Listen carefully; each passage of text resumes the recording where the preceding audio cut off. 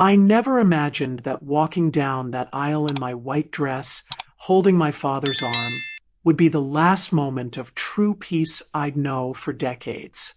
My name is Jessica Beckham.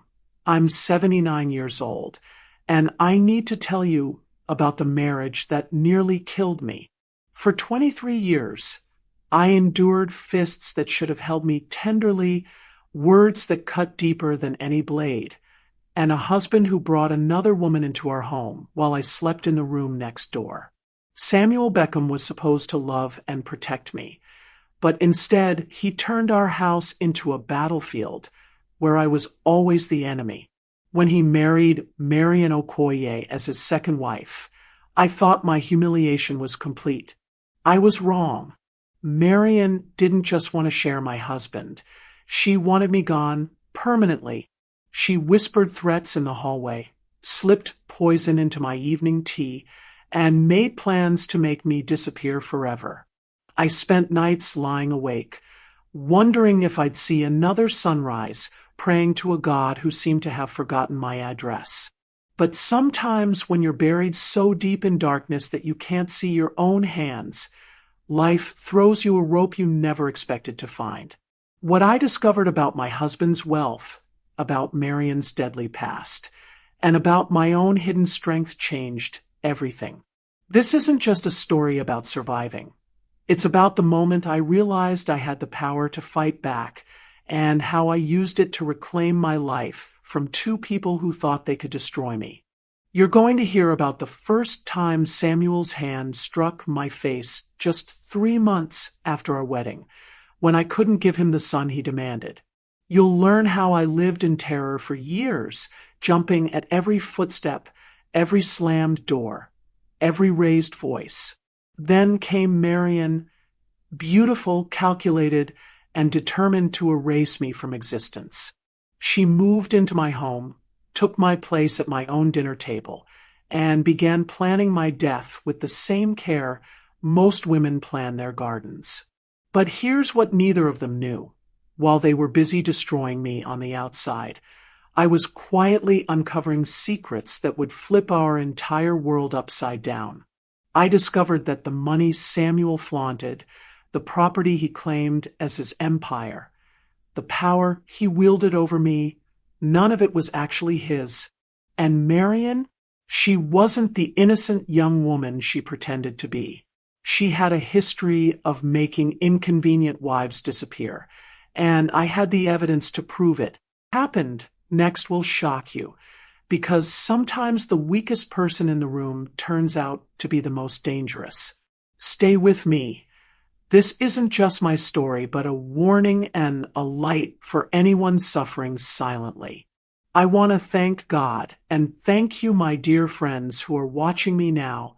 Tell me in the comments, which town are you watching from? And what time of the day did you find this video? Are you having your morning coffee or exercise, or perhaps resting after lunch, or just chilling in your bedroom at night? Or are you like me, who likes to watch my little ones before bed? I always read all the comments, and I'm so happy to know where you're from. And when you take out time to listen to this grandma's stories, and please don't forget to subscribe to this channel because our voice matters. Thank you, and God bless you. I grew up in Millfield, a town so small you could walk from one end to the other in 15 minutes. My parents, God rest their souls, raised me to believe in fairy tales, that good things happen to good people, that marriage means partnership, that love conquers all. I spent my childhood picking wildflowers and dreaming about my wedding day, never once imagining that dreams can turn into nightmares faster than you can say, I do.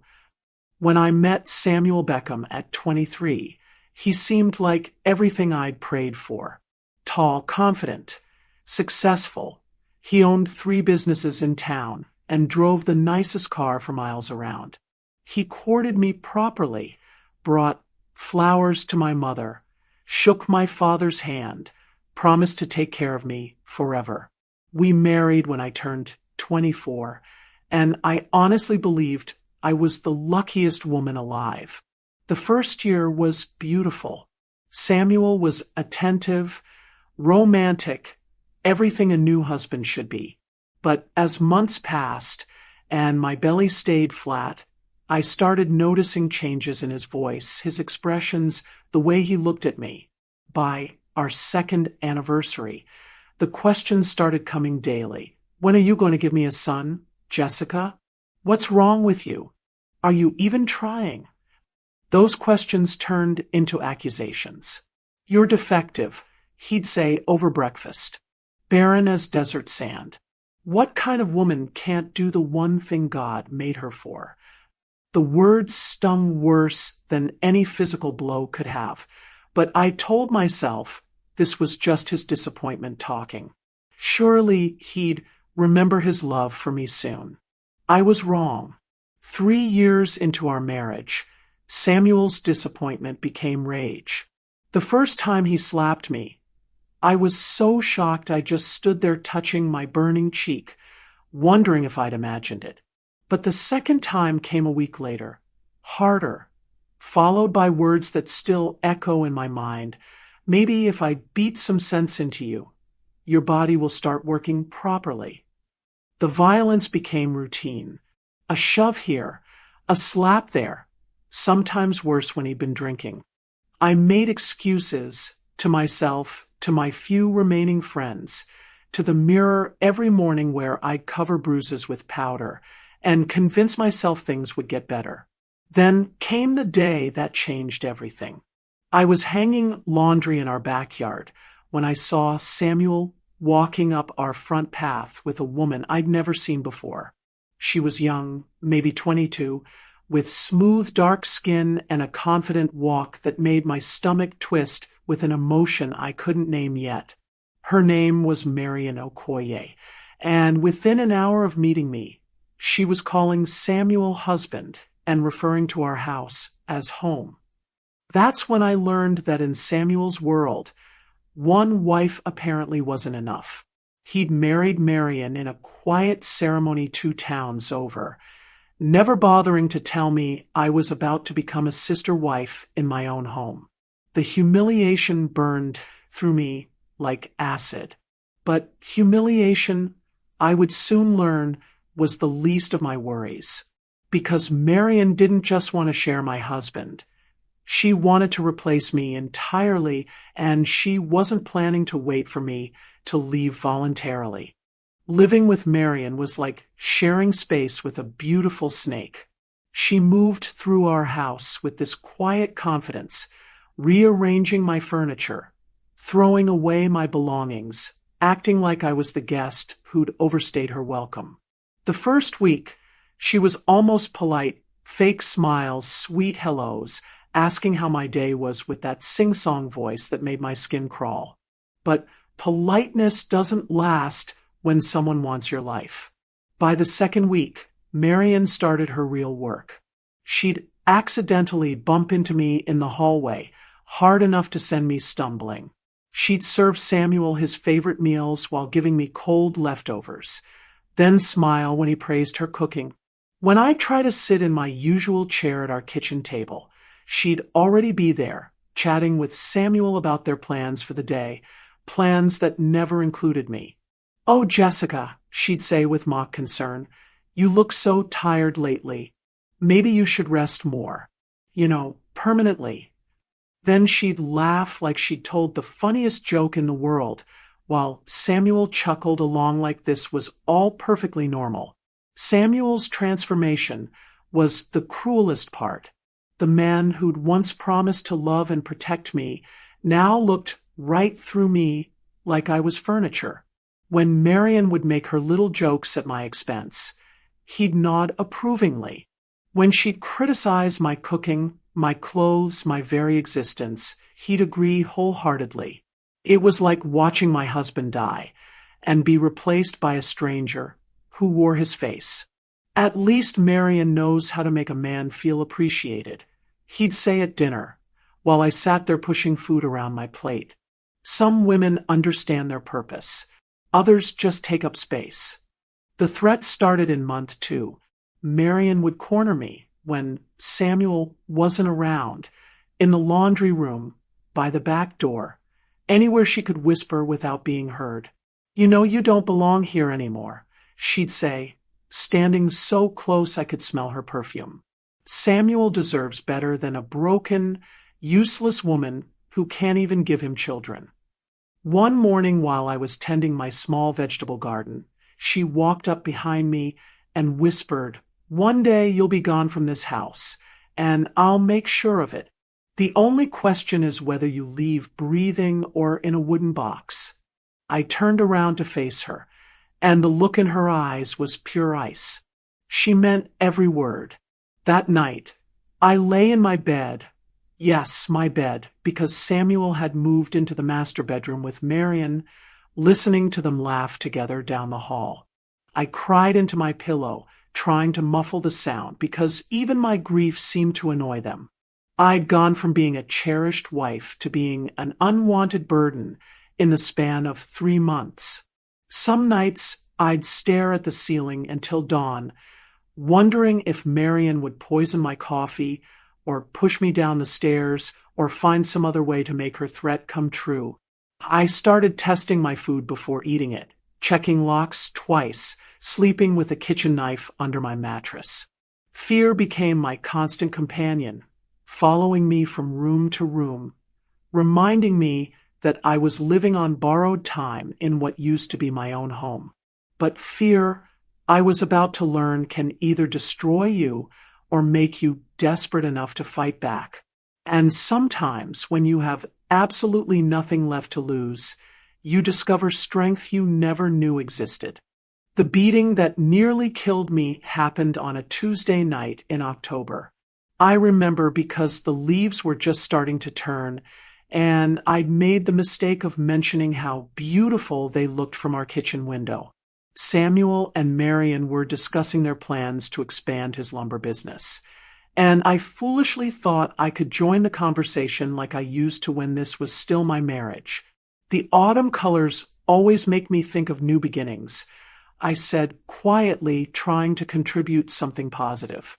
Samuel's fork stopped halfway to his mouth. The silence that followed felt like a held breath before an explosion. "Did anyone ask for your opinion, Jessica?" His voice was deadly calm, which I'd learned was far more dangerous than his shouting. "I was just—" "You were just what? Interrupting? Acting like you still matter in this house." He stood up slowly, and I knew I was in trouble. Marion watched with barely concealed excitement, like she was about to see her favorite show. "Samuel, I'm sorry, I didn't mean—" His first punch caught me across the jaw so hard I saw stars. I fell from my chair onto the kitchen floor, tasting blood immediately. But he wasn't finished. He kicked me in the ribs, then the stomach, then anywhere he could reach while I curled up trying to protect myself. "This is what disrespect gets you," he growled between blows. "You're nothing in this house. Nothing." Marion never moved from her chair. She just sat there eating her dinner, occasionally making small sounds of approval when Samuel's kicks landed particularly hard. When he finally stopped, breathing heavily, she looked down at me bleeding on the floor and said, "Well, that was overdue." I spent 3 days in bed, recovering from that beating, barely able to move. Samuel never checked on me once. Marion brought me water exactly twice, and both times I was too scared to drink it, which turned out to be smart because 2 weeks later, my neighbor Evelyn Parker saved my life. Evelyn was the town midwife, a woman in her 60s with kind eyes and hands that had delivered half the babies in Millfield. She'd been watching the changes in my household with growing concern, and that Thursday morning, she knocked on my door with urgent news. "Jessica, honey, don't eat anything Marion gives you today," she whispered, glancing around nervously. "I was visiting Sarah Henderson this morning, the pharmacist's wife, and she mentioned that Marion came in yesterday asking strange questions about rat poison. Wanted to know how much would make someone very sick versus how much would kill them. My blood went cold. Are you sure? Sarah thought it was odd enough to mention. Said Marion claimed they had a terrible rat problem, but everyone knows your house is the cleanest in town. Evelyn grabbed my hands. Promise me you won't eat anything she prepares. Not anything. That very afternoon, Marion brought me a bowl of soup with a sweet smile. You look so pale, Jessica. I made this special broth just for you. Drink every drop. It'll make you feel so much better. I thanked her and waited until she left before pouring the entire bowl into the flower pot by my window. Those flowers were dead within hours. That night, I realized I was completely alone in a house with two people who wanted me gone. Samuel through violence, Marion through poison. They were both working toward the same goal. I had no family left, no close friends except Evelyn, and no money of my own. Or so I thought. I started writing in an old diary I'd hidden in my sewing box, documenting every threat, every beating, every attempt on my life. If they succeeded in killing me, at least someone might find the truth someday. But as I wrote night after night, something else began to happen. The act of putting my pain into words made me feel less helpless. Each page I filled was proof that I was still alive, still fighting, still here despite everything they'd done to erase me.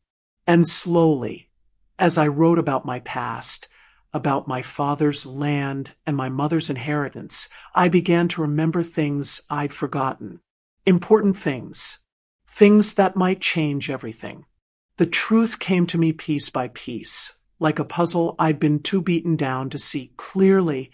It started when I was looking through my father's old papers, trying to remember happier times. I'd kept his documents in a cedar chest under my bed, the same bed I now slept in alone, while my husband shared the master bedroom with his second wife. My father had been a smart man, smarter than I'd given him credit for. When he died 5 years before I married Samuel, he'd left me everything. Not just the family house I'd grown up in, but 43 acres of prime timber land on the outskirts of town. Land that Samuel had been harvesting and selling lumber from for our entire marriage. I sat on my bedroom floor at 2 a.m, reading deed after deed, all bearing my name. Jessica Marie Thompson, now Jessica Beckham. Not Samuel's name, mine. The lumber business that had made him the wealthiest man in 3 counties. It was built entirely on my inheritance, my trees, my land. For 7 years, I'd watched my husband flaunt wealth that was legally mine while he called me worthless and useless. He'd bought Marion jewelry with money from timber that grew on soil I owned. He'd purchased the very bed they shared using profits from my property. The irony would have been funny if it wasn't so devastating. But that wasn't the only secret hiding in plain sight. 3 days after discovering my father's papers, Evelyn knocked on my door again, this time with information that made my hands shake. I've been asking around about your Marion, she said quietly, settling into my kitchen chair. My sister lives over in Pinewood, and she remembers when Marion lived there 2 years ago.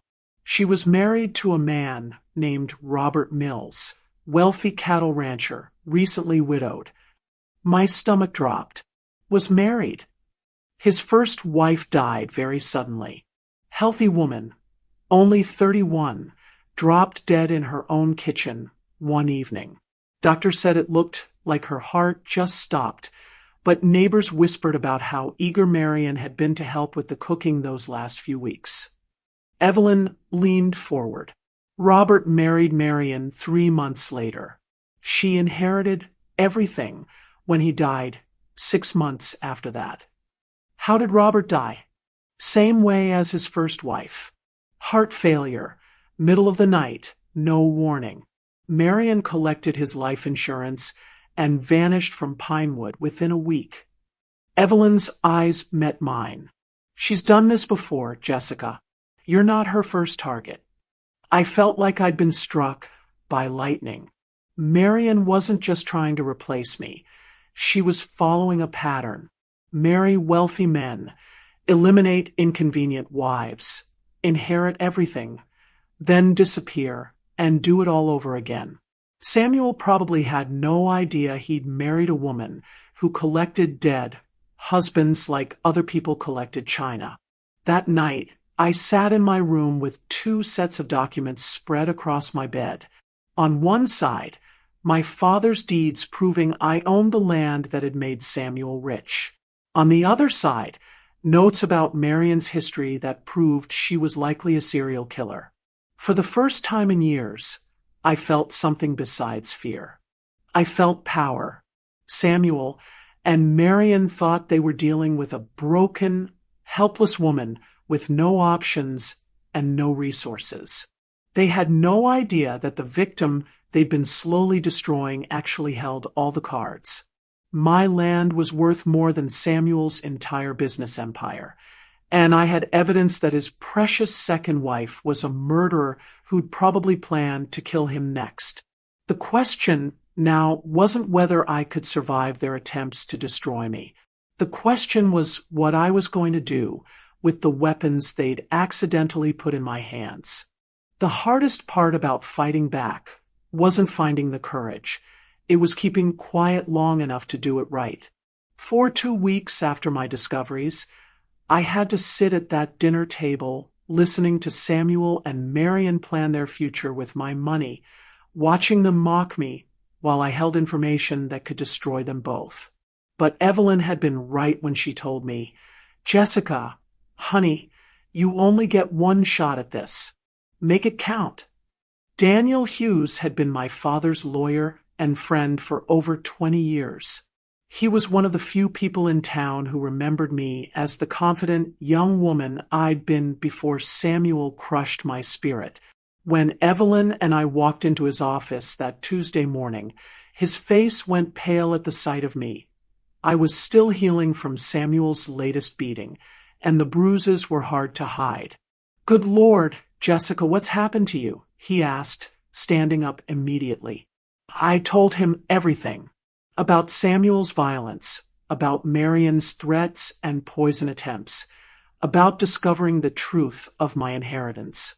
Daniel listened without interrupting, his jaw getting tighter with every detail I shared. "Your father specifically structured these deeds to protect you," he said, finally spreading the documents across his desk. "He was worried about fortune hunters, so he made sure this land could never be transferred without your explicit written consent.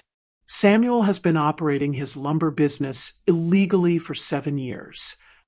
Can we stop him? We can do better than that." Daniel's eyes had a steel in them I'd never seen before. "We can reclaim everything he's stolen from you, with interest." The legal work took exactly 6 days. Daniel filed emergency injunctions to freeze all timber operations on my land. He contacted the county clerk to confirm my ownership rights. He even discovered that Samuel had been forging my signature on lumber contracts, which was felony fraud. On Friday morning, while Samuel was at his office and Marion was in town shopping, 3 sheriff's deputies arrived at our house with a stack of court orders. They posted notices on every tree, every access road, every piece of equipment. All lumber operations were suspended immediately. All accounts tied to timber sales were frozen pending investigation. Samuel came home to find his entire business shut down. The sound of his truck slamming to a stop in our driveway told me he'd seen the notices. His boots thundered across the front porch, and when he burst through the door, his face was purple with rage. "What the hell is going on?" he roared. "There are court papers all over my property."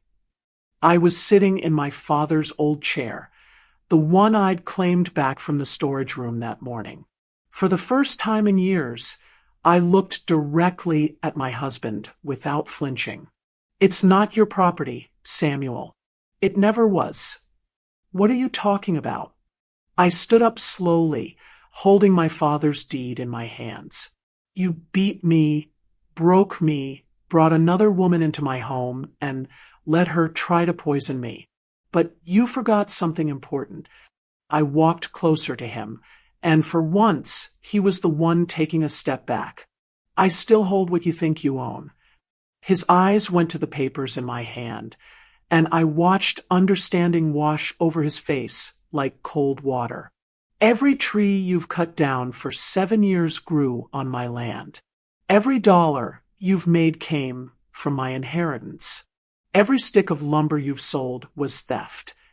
I held up another document Daniel had prepared.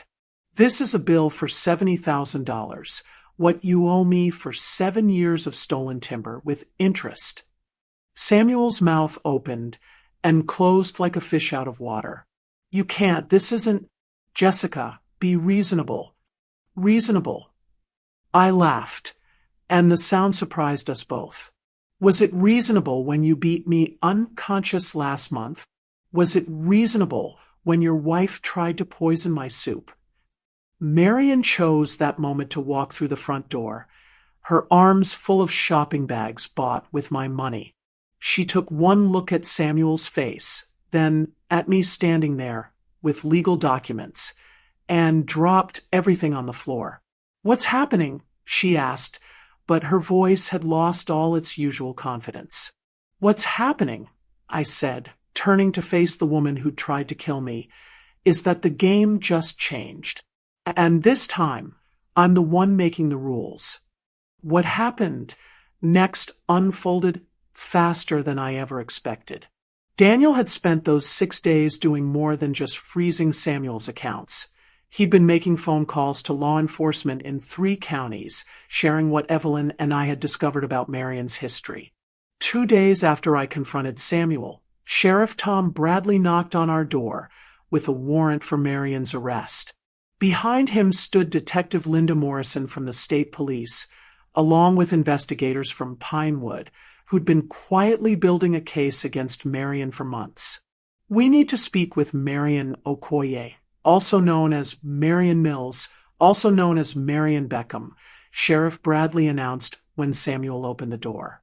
I watched from the kitchen doorway as Marion's face went completely white.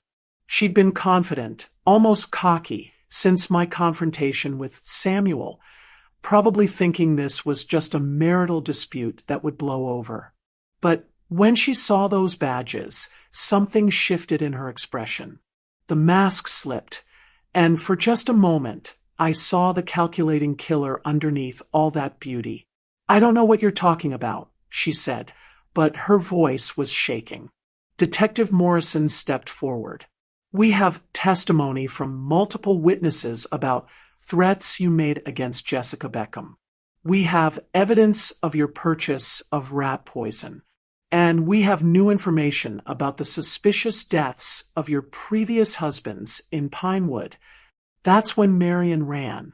She bolted toward the back door like a rabbit, but Samuel was too stunned to help her, and I certainly wasn't going to. She made it exactly 30 yards across our backyard before Deputy Collins, who'd been positioned there, tackled her to the ground. As they handcuffed her, Marion started screaming. Not the dignified protests of an innocent woman, but the furious shrieks of someone whose carefully laid plans had crumbled.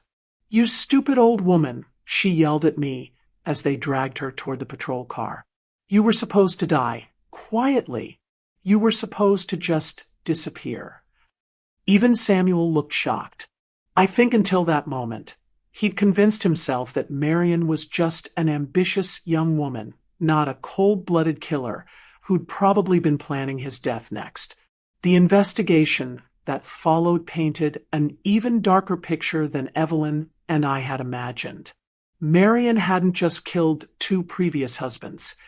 Investigators found evidence connecting her to 4 suspicious deaths over 6 years, all wealthy men whose wives had died under mysterious circumstances before Marion married them.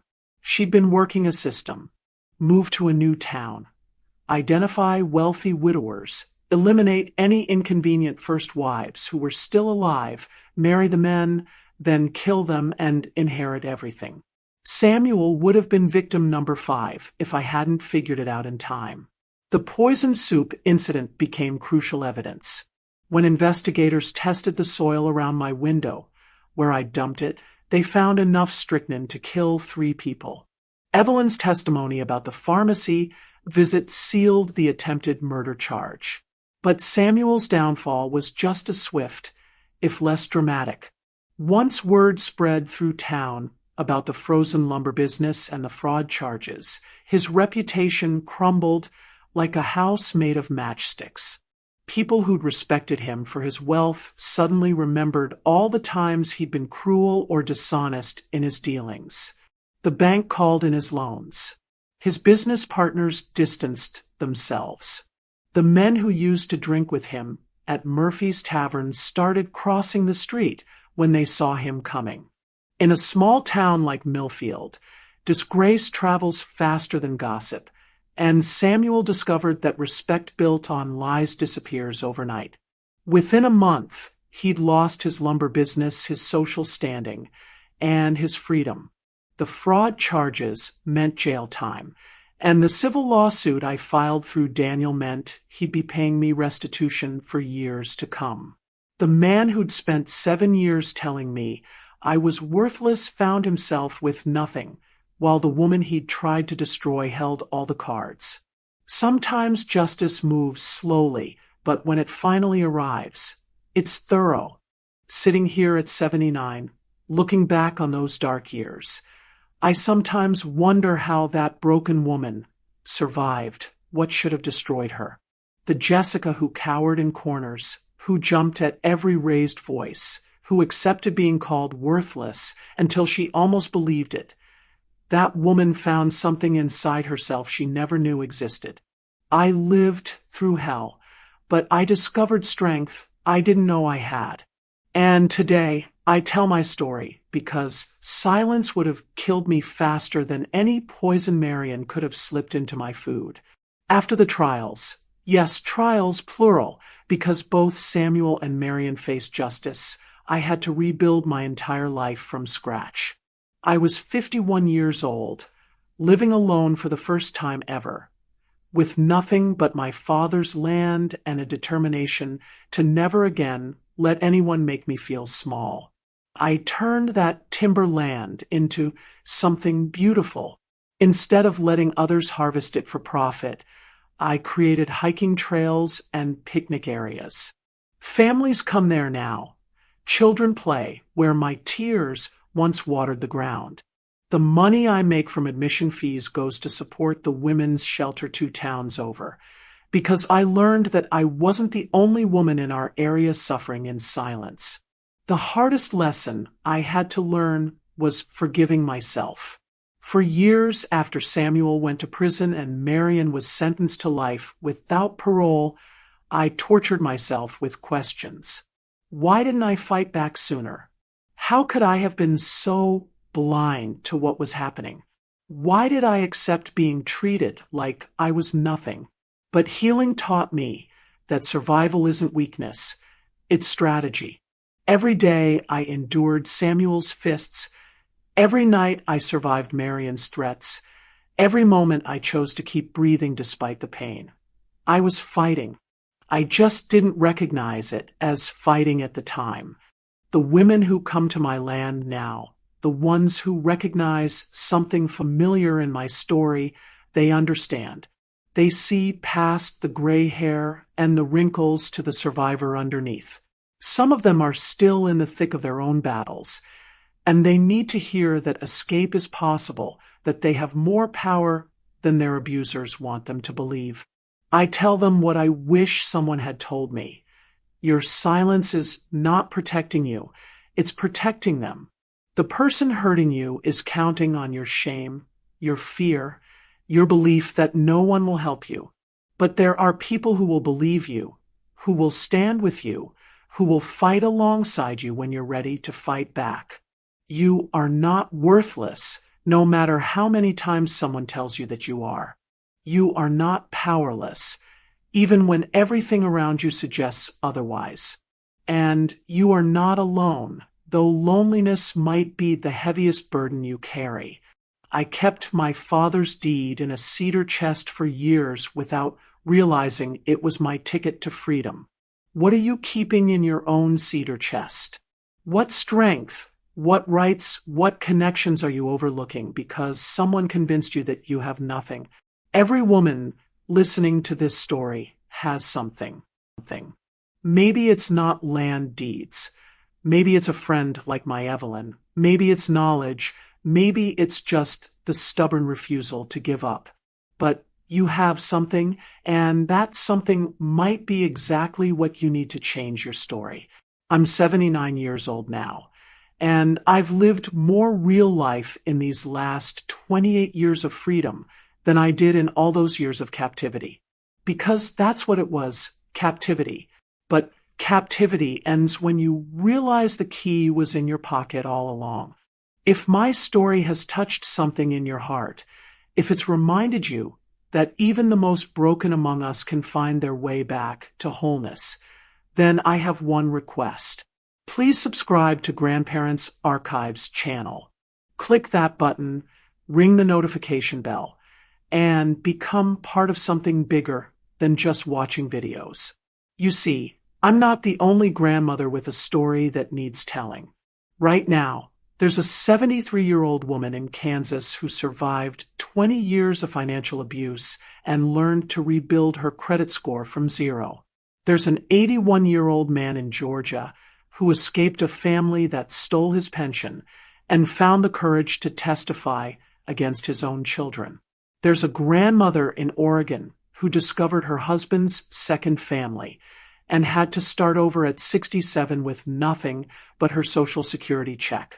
These stories matter, not because they're entertaining, but because they're lifelines. Somewhere right now, a woman is sitting in her kitchen at 3 a.m, wondering if she's crazy for thinking her situation might be abuse. Somewhere, a man is making excuses for bruises he shouldn't have to explain. Somewhere, someone is convinced they're too old, too broken, too dependent to change their circumstances. That person needs to hear my voice, needs to know that Jessica Beckham was once exactly where they are, and Jessica Beckham made it out. They need to see that survival is possible, that justice exists, that starting over at any age beats dying slowly in a prison someone else built for you. But here's the thing, I can't reach them alone. YouTube's algorithm only shows these stories to people who actively choose to see them. Every subscription tells the platform that these voices matter. Every like, every comment, every share is a vote for giving survivors a platform instead of letting their stories die in silence. This isn't just about watching content. This is about standing with survivors, amplifying voices that have been silenced for too long, and creating a community where truth-telling is valued more than keeping ugly secrets hidden. When you subscribe to Grandparents Archives channel, you're not just following videos, you're joining a movement. You're saying that the experiences of older survivors deserve to be heard, that wisdom earned through suffering has value, that no one should have to face their darkest moments alone. My story had a happy ending because people stood with me when I was ready to stand for myself. Evelyn believed me when I had evidence of threats. Daniel fought for me when I found my voice. Even strangers, the sheriff, the detective, the judge, listened when I finally spoke my truth. Now, I'm asking you to stand with other survivors by making sure their stories reach the people who need to hear them most. Subscribe, share, comment with your own experiences if you feel safe doing so. Let's build something here that's bigger than individual pain, something that transforms private suffering into collective strength. Don't just watch these stories, help us tell them. Because somewhere out there, Your click might be the difference between someone giving up and someone finding the courage to reclaim their life. Together, we can make sure no one has to suffer in silence the way I did. Together, we can turn whispered secrets into declarations of independence. Together, we can prove that it's never too late to rewrite your story. Subscribe to Grandparents Archives channel. Stand with us. Stand with us. Your voice matters, and so do ours.